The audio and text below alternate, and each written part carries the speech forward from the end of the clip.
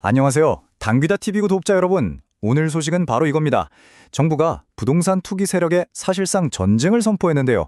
와, 이 거대한 폭풍 속에서 정말 집 한 채가 간절한 우리 같은 실수요자들은 대체 어떻게 살아남아야 할까요? 오늘 그 생존 전략 제가 아주 낱낱이 파헤쳐 드리겠습니다. 이야, 시작부터 분위기가 심상치 않죠? 정부에 맞서지 말라. 이재명 대통령이 시장에 던진 이 한마디, 이거 그냥 하는 말이 아닙니다. 앞으로 펼쳐질 아주 강력한 부동산 정책의 방향을 보여주는 명확한 신호탄 같은 거죠. 시장에 그야말로 팽팽한 긴장감이 흐르고 있습니다. 진행자님, 아니 근데 말씀만 들어도 가슴이 철렁 내려왔는데요. 집 여러 채 가진 투기꾼들 잡겠다는 건 알겠는데 저처럼 정말 딱 살 집 한 채 필요한 사람들은 도대체 어떻게 해야 하는 거예요? 너무 불안하기만 한데요. 바로 그겁니다. 우리 구독자님께서 정말 중요한 질문을 해주셨어요. 바로 그 지점 때문에 오늘 이 시간을 마련한 건데요. 자, 우선 정부가 왜 이렇게까지 세게 나오는지 그 속을 한번 들여다볼 필요가 있어요. 정부는 부동산 투기를 그냥 뭐 돈 좀 버는 행위 이 정도로 보는 게 아닙니다. 아예 나라를 망하게 하는 망국적 병폐로 보고 있는 거예요. 왜냐? 생산적인 곳에 쓰여야 할 돈이 전부자 부동산에 묶여버리고 그 결과로 집값, 월세가 막 천정부지로 치솟잖아요. 그럼 젊은이들이 결혼도 포기하고 아이도 안 낳게 되는 이 모든 사회적 위기의 근원이다. 이렇게 보는 거죠. 물론 정부의 이런 강경한 입장에 대해서 모두가 동의하는 건 아닙니다. 야당에서는 이건 그냥 겁주기다. 시장의 공포 분위기를 조성하는 방식으로는 근본적인 집값 문제를 해결할 수 없다고 비판하고 있고요. 오히려 개인의 주거 선택 자유까지 위축시킬 수 있다고 아주 강하게 맞서고 있습니다. 이렇게 양측의 시각이 팽팽하게 대립하고 있는 상황입니다. 자, 그럼 이 거대한 폭풍 속에서 정부가 우리 같은 실수요자들을 위해 마련한 방공호는 과연 뭘까요? 투기 세력과는 전쟁을 하면서도 동시에 실수요자를 위한 피난처도 만들고 있다는 점을 주목해야 합니다. 그 첫 번째 카드가 바로 지분적립형 주택입니다. 진행자님, 지분적립형.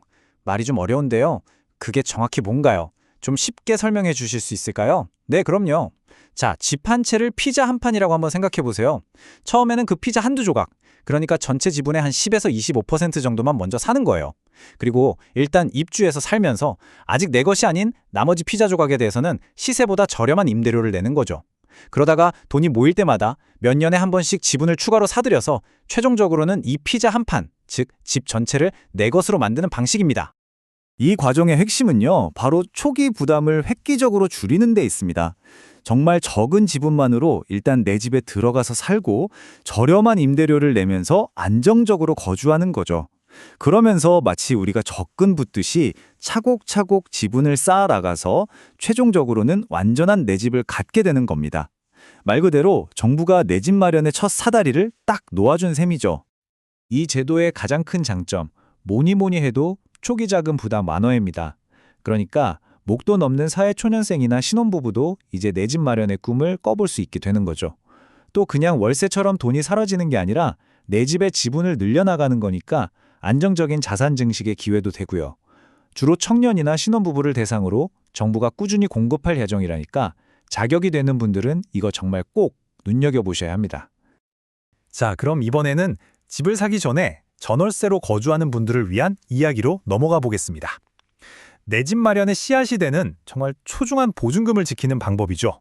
맞아요, 진행자님. 사실 집 사는 것도 꿈이지만 당장은 전세보증금 떼일까봐 밤잠 설치는 분들이 주변에 정말 많거든요. 바로 그 공포의 주범이 깡통 전세입니다.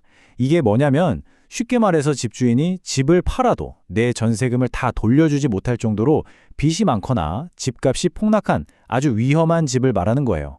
이런 집에 잘못 들어갔다가는 정말 평생 모은 돈을 한순간에 날릴 수도 있는 겁니다. 와, 생각만 해도 아찔하네요.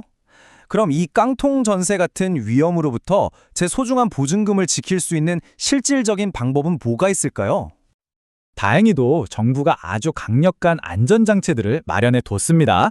첫째, 이제 계약하기 전에 집주인의 세금 체납 여부나 먼저 받아갈 빚이 얼마나 있는지 우리가 직접 열람할 수가 있습니다. 둘째, HUG 같은 기관에 전세보증금 반환보증에 가입하면요. 만약에 집주인이 돈을 안 줘도 보증기관이 내 돈을 대신 돌려줍니다. 그리고 셋째, 안심전세 앱이라는 걸로 악성 임대인 명단까지 직접 확인할 수 있죠. 이제는 우리가 이런 도구들을 똑똑하게 활용하기만 하면 되는 시대가 온 겁니다. 그리고 이런 새로운 도구들과 함께 우리가 절대 잊지 말아야 할 가장 기본적이면서도 가장 강력한 무기가 있습니다. 뭐냐? 바로 계약서에 확정일자를 받고 이사한 날 바로 전입신고를 하는 겁니다. 이 두 가지만 제대로 해두면 나중에 혹시라도 집이 경매에 넘어가더라도 다른 빚쟁이들보다 먼저 내 보증금을 돌려받을 수 있는 법적 권리, 바로 우선 변제권이라는 게 생깁니다. 기본 중에 기본이지만 이게 제일 중요해요.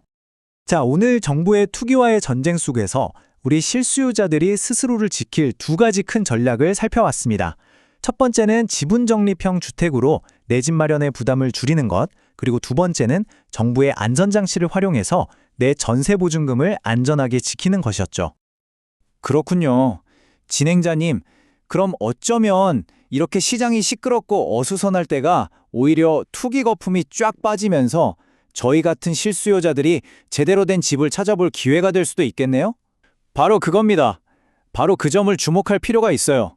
시장 변동성이 커서 불안하게 느껴질 수는 있지만 다른 한편으로는 시장이 투자가 아닌 진짜 거주 중심으로 재편되는 과정일 수 있다는 거죠. 무분별한 투기 열풍에 휩쓸리지 않고 정부가 제공하는 제도들을 현명하게 활용하는 것, 그것이 바로 이 폭풍 속에서 살아남는 지혜입니다. 오늘 저희가 전해드린 정보를 바탕으로 구독자 여러분 각자의 상황을 한번 되돌아보시면 좋겠습니다. 이 정부의 강력한 투기와의 전쟁, 과연 여러분에게는 위기일까요? 아니면 새로운 기회가 될까요?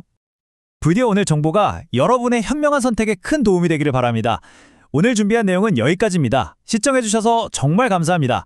저희 당기다TV는 앞으로도 이렇게 여러분의 삶에 꼭 필요한 정보들만 쏙쏙 골라서 찾아뵙겠습니다.